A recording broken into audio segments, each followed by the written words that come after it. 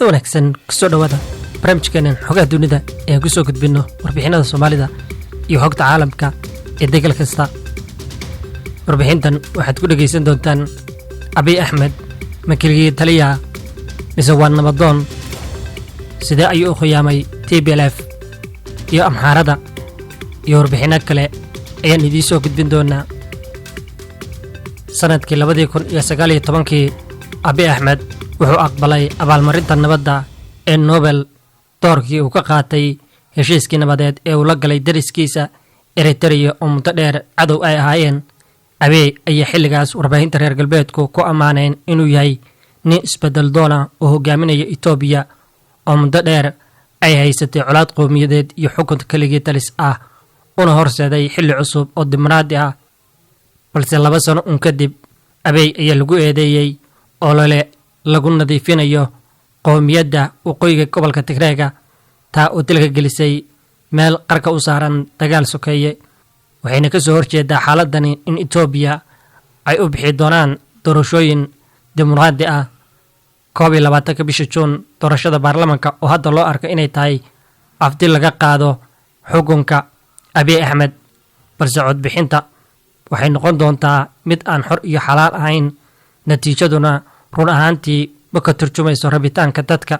falanqeeyaasha badankoodu waxay ku jawaabeen inaysan dhici karin doorasho Itoobiya oo xor ah. Itoobiya waa mid si qoto dheer u kala daadsan oo ka kooban in ka badan 9 qowmiyadood, kuwaas oo badankoodu dhaqan ahaan ay dareemeen in laga reebay awoodda siyaasadeed. inkasta oo tiradoodu ay ahayd 7% oo kaliya dadka Itoobiya, haddana qowmiyadda Tigreegu waxay xukumayeen siyaasadda Itoobiya muddo qarniyo ah kadib markii isbahaysiga uu hogaaminayay xisbiga wadaniga ee xoreynta dadka ee Tigreega ay gacan ka geysteen joojintii xukunkii uu hogaaminayay Haile Mengistu 1991 halka hogaamiyay Tigreega Meles Zenawi oo dalka hogaaminayay 20 sano kadib uu keenay kobac yar oo dhaqaale. waxaa sidoo kale loo arkaa mid ka mid ah dowladaha ugu caburinta badan ee qaaradda Afrika. kadib waxaa yimi Abiy Ahmed oo ka soo jeeda qowmiyadda Oromada.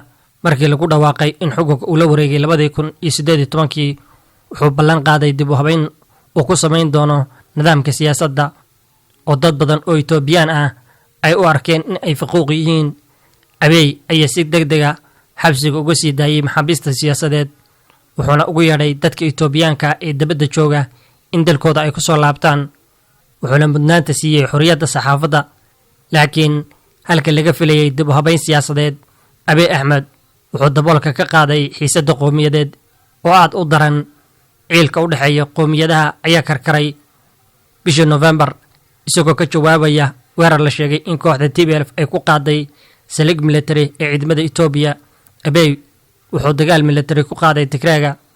tallaabada waxaa lagu fasiray in ay ku timi in Tigreega ay qabatay doorashooyinka gobolada iyada oo ay diideen amarkii ka soo baxay Addis Ababa oo ku baaqayay in doorashooyinka la joojiyo inta lagu guda jiro aafada corona.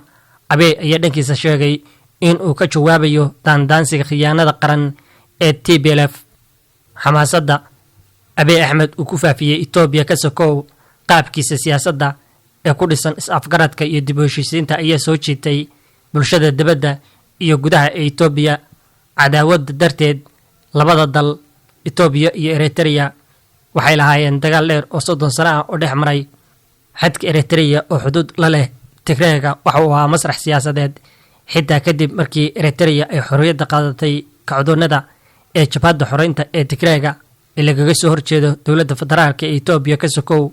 waxay si isdaba jooga ay u weerareen Eritrea 10 sano ee la soo dhaafay. xitaa ka hor inta uusan Abiy Ahmed ku dhawaaqin dhamaadka dagaalkii Tigreega bishii Maarso, ila waraadyadu waxay xaqiijiyeen wararka sheegaya in askarta Eritrea ay ku biireen ciidamada difaaca qaranka Itoobiya si ay ula wareegaan xukunka Tigreega. joogitaanka askarta Eritrea ee Aksum, Mekelle iyo Adwa iyo magaalooyinka kale ee Tigreega waxay muujiyeen weji kale oo walwal leh oo ku saabsan ku guuleysiga Abiy Ahmed ee abaalmarinta, taas oo ugu yaraantii tahay ujeedadu qayb ahaan weerarkii Tigreega oo ay abaabuleen Abiy Ahmed iyo Eritrea. laga yaabaa inay ku dhig u ahayd heshiiskooda ballaadhnaanta iyo xoojinta weerarada ay ku hayaan ciidamada Itoobiya Tigreega iyo ciidamada Eritrea waxay muujinayeen inay ka sareeyaan caqli kasta oo ah ujeeddo siyaasadeed. waxaana sidoo kale dagaalku uu jabiyey xadka xidhiidhka heer qaran. baraha bulshada ee Itoobiya waxaa ka dhex abuurmay dagaal xoogan dabadda iyo gudahaba. dadka Tigreegu waxay fakarayaasha ka muujinayeen murugadooda internetka, kuwa kalena waxay dirayeen fariimo farxadeed oo ku saabsan afkambiga jabhadda xoreynta ee Tigreega. intaa waxaa dheer, Abiy Ahmed ayaa adeegsaday dadweynaha Amxaarada iyo ciidanka Amxaarada oo colaad gaamirtay u qabay TPLF, iyadoo laga dhaadhicinayo in lasoo afjari doono xukunkooda. hase ahaatee, dagaalku wuxuu sababay baahsanaan ku timi qalalaase gobolka Amxaarada, iyadoo oo dilal baahsan ay ilaa hadda ka dhacayaan oo loo geysanayo dadka rayidka ah. warbixinada xasuuqyada, koofsiga iyo dhaca ayaa si fiican loo caddeeyey.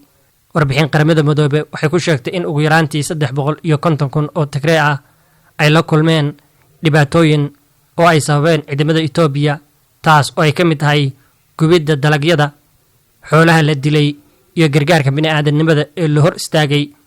dhanka kale, 10,000 ayaa lagu qasbay inay u qaxaan dalka dariska la ah ee Suudaan.